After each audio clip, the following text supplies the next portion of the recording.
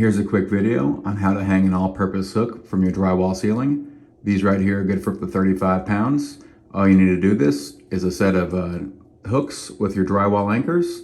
You'll need a drill, and this one uses a 5/16 bit.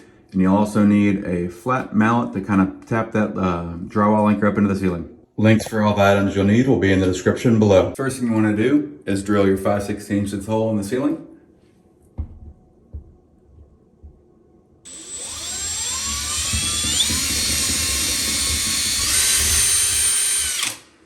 Next, you want to take your drywall anchor and put it up into the ceiling. Get it kind of snug, and then take your mallet and tap it up until it's flush with the ceiling.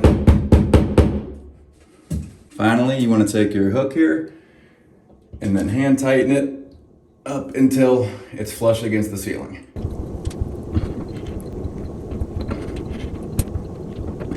Now that it's on there flush, you can hang up whatever you like to hang, and you're all set.